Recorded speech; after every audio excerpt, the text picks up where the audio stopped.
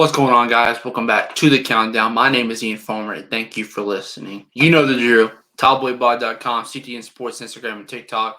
Patreon, $5 a month. And if you read the title, then you know what we're getting into. The NFL regular season is officially over as the Kansas City Chiefs went back-to-back and won another Super Bowl, third in 5 years. So now it's draft time, and it's a huge draft this year, huge quarterback draft. There's a couple of tackles in the draft that I think are huge for some different teams, and a huge weapons draft, maybe the biggest ever. So we're going to hop into it, and we're going to start with the first pick. Obviously, Chicago has the first pick. This one, I'd say they're not going to trade. And, guys, no matter what you think about him, he's the number one pick in the draft. Heisman 2 years ago. He's a prodigy. He's a great quarterback. I don't understand the slander. Even last year, still had a pretty good season. Still had pretty good stats.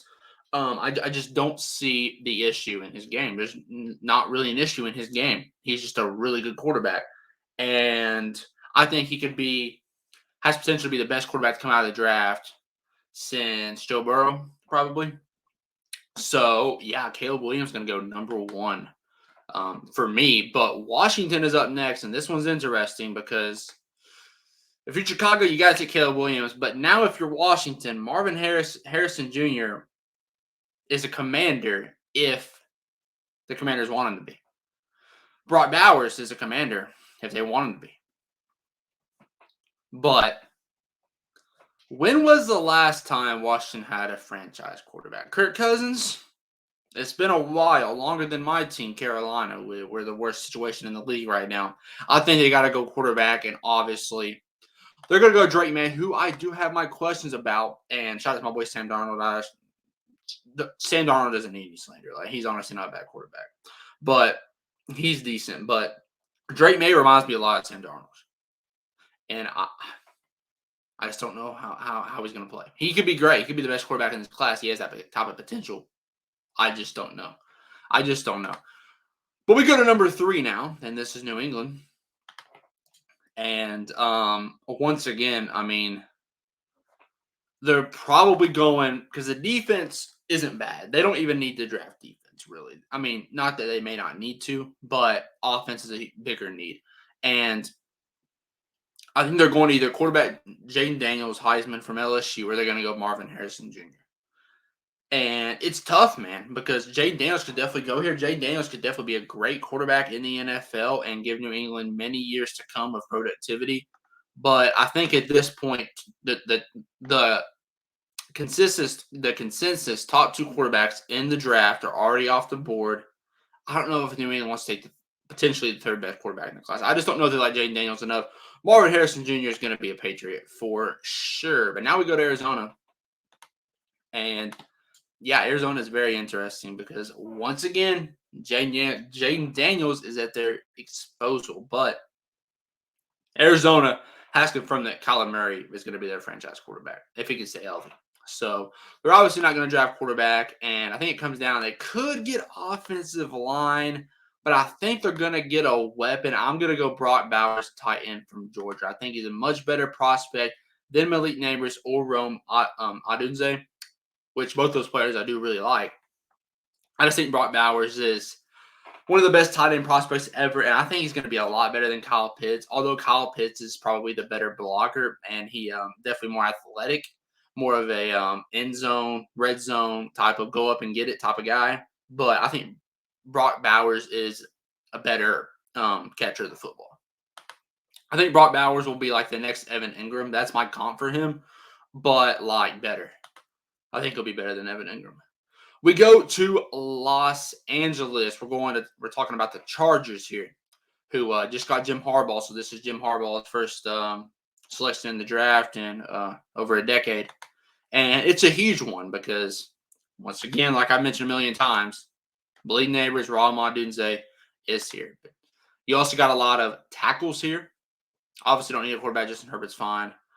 I'm gonna go Joe Alt, Notre Dame. Offensive tackle. I think outside of Rashawn Slater, I think the Chargers offensive line still needs some work. And with Jim Harbaugh, the best way to get that going right is to get the best tackle in this draft, which is Joe Alt.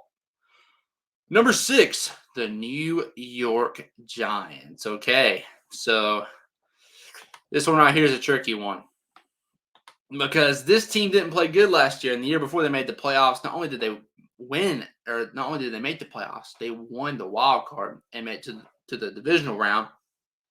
And this year, they're the 6th team picking. So the defense is still really there, still really good. They need some weapons really bad. But you know what? They need just a little bit more.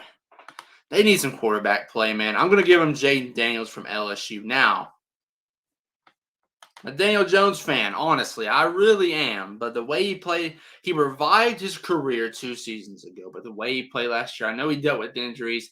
New York knows they're not going to miss Super Bowl with Daniel Jones. Sure, he's improved, and I'm proud of him. And I'm really happy to see that. I just don't think that he's going to be their franchise guy.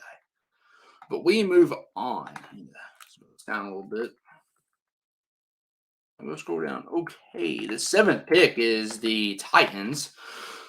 So, once again, interesting to say the least. The Tennessee Titans. Now, there's the question: do they need a quarterback? Because Ryan Tannehill's a free agent. He's gone. He's gone. He's going somewhere else, or he's just not going to play. He's going to retire. Is Will Levis their guy? Now, he didn't play bad. He didn't play spectacular by any means, but he definitely showed some potential. I don't think Tennessee wants to waste this draft pick on a J.J. McCarthy, a Michael Penix Jr., a Bo Nix, when Will Levis has potential to be the guy for them. Small potential, but potential. Malik Neighbors, LSU.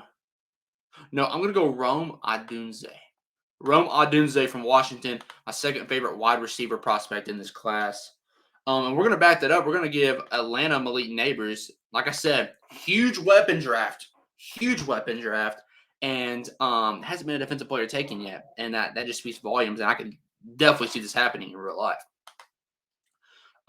But yeah, both need weapons. Atlanta's defense really was probably the most improved defense in the league last year.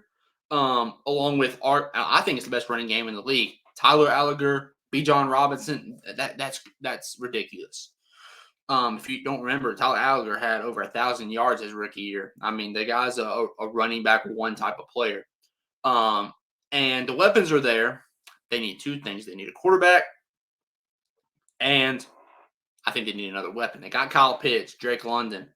They need that one more guy. They're going to get Malik Neighbors, and the Titans are going to take Rome Odunze, someone that they need desperately.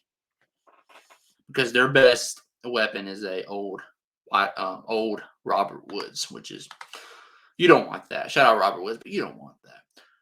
Number 9 is the Chicago Bears. The Chicago Bears. Now, they had the number 1 pick in the draft. They got Caleb Williams. Do they get a tackle? They drafted a tackle. I think it was at number 9 last year. They literally drafted the tackle from Tennessee. And I don't think they go that route this time. Although this guy, who I'm not going to try to pronounce the name, Fashanu from Penn State, the offensive tackle, is on the board, and he's the 5th ranked player in the class, and we're at pick 9. So he's sleeping right now a little bit. But guys, this is my big one. You could say that Jayden Daniels to New York was huge. You could say that no defensive players taken in the first 8 picks is crazy. But this is going to be the craziest one of all. I think Jared Verse is the best defensive player in this class. And I know he's the number 16th ranked player. And I know there's some good corners in this class too. I can acknowledge Terrion Arnold. Is also he's from a small school. Really good. Kool-Aid McKinstry, really good. A lot of great defensive players in this class. But I thought Jared Verse was the best defensive player in the preseason, and I think he's the best defensive player now. And in this off, we got the New York Jets, who could use a weapon, but I think they're going to look in free agency maybe for that. Although Brian Thomas Jr., Keon Coleman, Donnie Mitchell are at stake. Brian Thomas Jr. is probably the only realistic one here. We are going to go ahead and we're going to give them the guy who's been sleeping. We're going to let him wake up. Fashanu, offensive tackle from Penn State. New York, offensive line isn't their biggest issue. I think weapons are because Garrett Wilson and Brees Hall really sum up that core, offensive core. But I think with Rome Odunze, Malik Neighbors, Marvin Harrison Jr., and Brock Bowers off the board at number 10, I think you might as well just take a guy who has potential to be the best tackle in this class. But guys, that is picks 1 through 10 of my NFL mock draft. And there's going to be a ton of mock drafts going on. NFL draft is next month, so it's only going to heat up. But yeah, if you want me to do it like 11 through 20, at 21 through 32, let me know and I will do it. Mock draft's going to be pumping out every couple weeks here for a few minutes. So, but I love you guys. TopBoyBlog.com, CTN Sports, Instagram, and TikTok, Patreon, $5 a month. I love you guys. See you in the next one. Peace. Bye.